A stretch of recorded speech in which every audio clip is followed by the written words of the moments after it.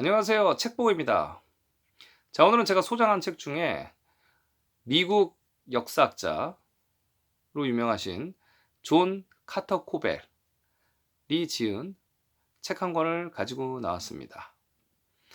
자, 이 존 카터 코벨이 주장하는 내용은 한반도는 부여 기마 민족이었고 그 부여 기마 민족이 일본을 건국했다라는 굉장히 공격적인 내용입니다. 자, 이런 주장을 미국인이 어떻게 했나? 그래서 한번 양력을 한번 살펴보시겠습니다.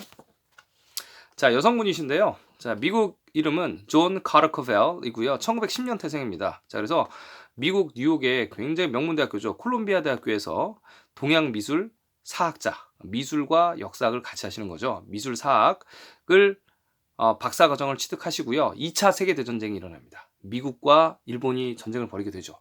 자, 그 후에 일본과 미국을 오가면서 그 전에도 오갔지만 미국과 일본을 오가면서 그리고 또 조선도 이제 한국도 대한제국도 이제 해방되지 않습니까? 자, 2차 세계대전 이후에요. 그래서 문화와 미술을 비교해 보니 일본의 미술보다 한국의 미술이 그러니까 예전 한반도의 미술이 훨씬 더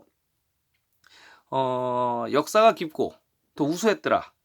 뭐 이런 거를 알게 돼서 추후에 그런 역사적인 비밀, 그다음에 미술적인 유물적인 비밀을 밝혀내신 책이에요. 그래서 이 책은 언제 연재가 됐었냐면 미국인이시기 때문에 한국에도 오래 계셨습니다. 그래서 주로 이제 우리나라 이제 미국 영자신문입니다. 코리아 타임즈랑 코리아 헤럴드에 많이 기사를 내셨고요. 이 관련 내용. 그다음에 경향신문에도 많이 내셨는데 그때가 1980년대, 90년대예요. 여러분 지금도 우리나라 역사가 대부분 뭐 당군 할아버지가 나오고 곰이 쑥을 먹고 그다음에 고조선이 나오고 고구려 백제 신라가 나오지 않습니까? 자, 근데 이제 부여라는 굉장히 낯선 나라가 나오죠. 현재는 그래도 조금 많이 알려졌지 않을까요? 자, 부여는 어떤 나라냐면요. 여러분 그 몽고 위에 바이칼 호수라고 굉장히 한반도 거의 넓이만 할까요? 그만한 큰 호수가 있고요. 그 우측에 이제 부리국이 아직도 부리 사람들이 아직도 살고 있습니다. 부리아트족이라고요. 인터넷 치시면 나옵니다. 부리아트족이 살고 있고요. 이 부여를 부리라고 있는 겁니다, 원래는. 그리고 거기에 또 비류해가 또 있어요. 비류호수라고 또 있습니다. 호수가 있고 거기가 이제 북부여라고 보시면 될 것 같고요. 자, 동부여가 또 나오고요. 역사책에는요. 그다음에 거기서 고구려 백제가 갈라져 나왔습니다. 자, 고구려 백제가 이제 기마 민족이라는 얘기입니다. 거기 이제 그 푸른 초원을 뛰어다니던 기마 민족이고요. 이 백제는 이 부여국을 잊지 않기 위해서 왕의 이름들이 다 부여예요. 부여. 부시요, 부시. 부여시, 부시. 이렇죠. 고구려는 고시고요. 그래서 백제의 마지막이 웅진, 사비 이렇게 천도하지 않습니까? 수도를. 그러면서 왕명 그 나라의 명을 아예 남부여로 바꾸죠.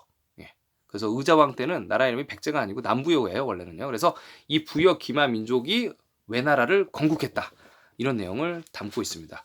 굉장히 일본이 싫어할 만한 책입니다. 자, 한번 기본적인 개요를 또 살짝 말씀드리면, 자, 일본이란 나라가 이렇게 되어 있습니다. 여기 이제 한반도가 있고요. 제주도가 여기 있으면, 자, 대마도가 나오는데요. 여러분 이제 대마도 제가 책에도 언급했지만, 태백일사라는 책에는 이 대마도가 임나라고 나옵니다. 그리고 그 임나의 지역명들이 대마도에 현재 가득하고요. 자, 그 다음에 여기 큐슈죠. 여기 큐슈는 여기 이제 그 고구려에 건국하신 이 추모죠. 주몽. 주몽의 충신이었던 협보가 이쪽으로 내려와서 다라국을 세웠다고 나옵니다. 여기 다라라는 지역명이 엄청 나오는 데고요.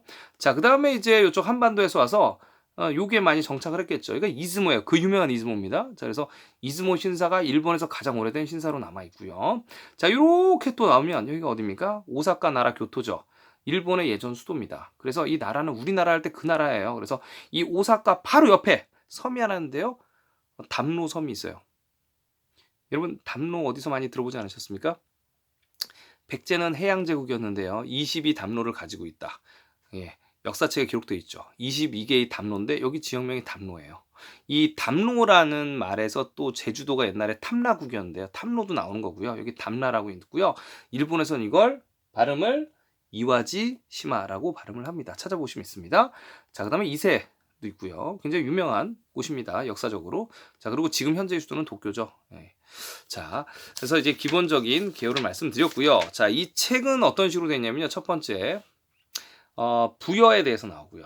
자, 그 다음에 부여, 한반도에서 외로 건너가서 문화를 전파한 내용이 나옵니다. 자, 그 다음에 일본 사람은 어떻게 이거를 받아들이고 있고, 그 다음에 북한 학자는 어떤 식으로 받아들이고 있고, 그 다음에 임진왜란과 한일 관계, 예, 그 다음에 일본은 역사를 왜곡하고 있다. 굉장히 공격적이죠. 예. 영국은 유럽으로부터 역사를 받아들였고 문화를 받아들였고 같이, 그 다음에 미국도 일본이랑은 다르게, 그렇죠? 영국에서 예, 정착을 많이 했었고요, 그렇죠? 그 다음에 문화적인 부분도 많이 받아들이고 개발을 했다고 인정을 하지만 일본은 전혀 반대 입장을 예, 내세우고 역사를 왜곡하고 있다. 이렇게 1980년대 90년대 주장을 하셨죠.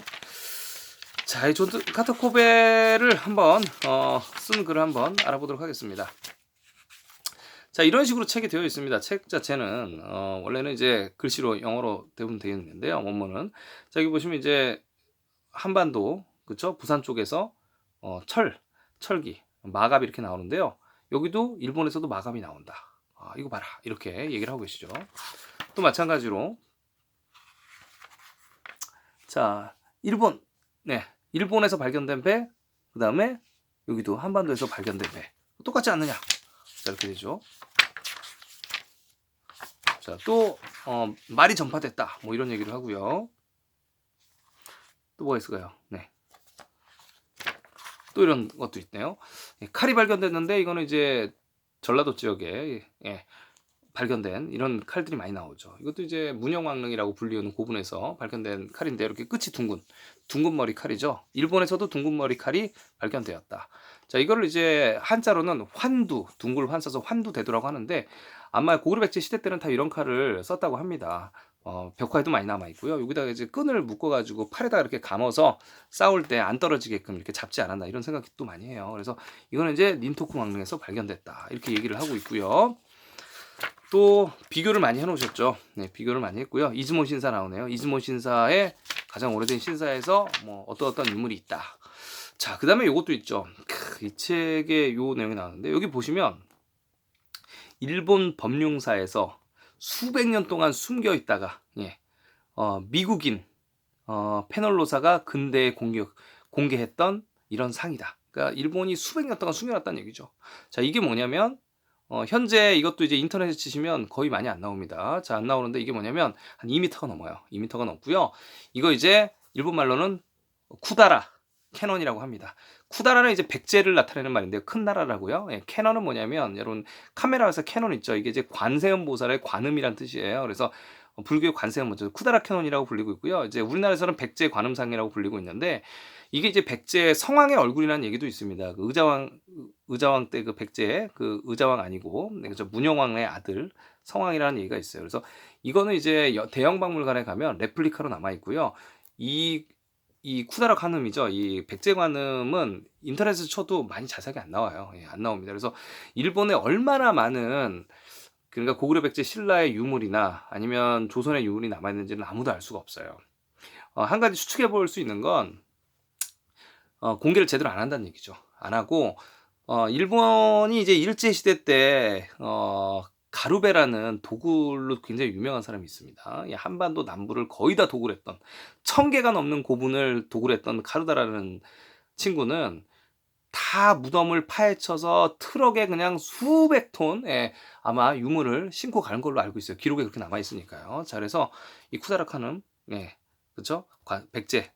백제 관음상이 있습니다. 자, 그리고 이분이 또 이제 존 카터 코벨이 뭐라고 하냐면, 이런 유물들 있죠. 이런 청동 유물들이 한반도에서 나오는데 일본의 닌토쿠 왕릉에서 나온다라고 얘기를 하고 있습니다. 그래서 이게 대부분 기마민족, 그러니까 백제, 고구려, 그렇죠? 신라가 다 문화를 전파했을 것이다, 이렇게 얘기를 하고 있는데요. 자, 닌토쿠 왕릉에 대해서 잠깐 말씀드릴게요. 자, 오사카에 가시면 자, 이런 왕릉이 있습니다. 이 열쇠고리죠. 이걸 이제 전방 후원분이라고 어려운 용어로 하는데, 자, 이런 그 무덤이 전라도 지역에서 많이 나타납니다. 자, 그래서 이거를 일본 애들은 뭐라 그러냐면, 봐라, 이렇게 크게 피라밋보다 큰 무덤을 만든 일본의 기술력, 외의 기술력으로 전라도나 한반도를 지배했었다라고 주장을 하고 있고요.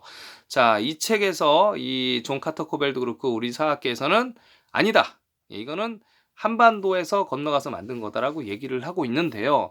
이거는 일본에서 닌토쿠 황릉이라고 얘기를 합니다. 예. 근데 이게 닌토쿠 황릉이라는 어떤 비석이라든가 묘지명 이런 게 나온 적은 없어요. 그러니까 추측을 하는 거예요. 그냥 닌토쿠일 것이다. 예, 누구 무덤인지는 아무도 모르고요. 이거를 여기서 나온 유물이 있어요. 유물이 이런 거란 얘기입니다. 이거랑 청동 거울, 그다음에 아까 환두대도, 둥근 머리 칼이 보스턴 미국 박물관에 있어요. 네, 신기하죠? 그걸 보면 조선 반도에서 한반도에서 나왔던 유물과 동일하다. 자, 그리고 여기가 이제 오사카 나라죠. 예, 나라인데 보시면 이렇게 고분들이 굉장히 많아요. 여기 동네가 이렇게 보실지 모르겠는데 다 전방 후원분으로 이렇게 만들어 놨습니다. 예, 후대에 이렇게 조금 고쳤는지는 모르겠지만 굉장히 많은 약 40여 개가 되는 전방 후원군이 여기에 지금 남아져 있습니다. 그래서 유물들이 거의 비슷하다. 또 여기도 이런 얘기가 나오죠. 굉장히 이제 일본의 국보 1호죠. 예, 반가사유상, 예, 미륵 반가사유상인데 미륵이 반가사유, 그래서 반 앉았다는 얘기예요. 나무로 만든 게 국보 1호고요. 한국에선 청동미륵 반가사유상은 똑같이 생긴 게 있습니다. 자, 저는 개인적으로 이런 유물에 대해서 이렇게 생각합니다. 임진왜란 때 훔쳐갔다. 그 다음에 일제시대 때 훔쳐갔다. 이렇게 생각합니다.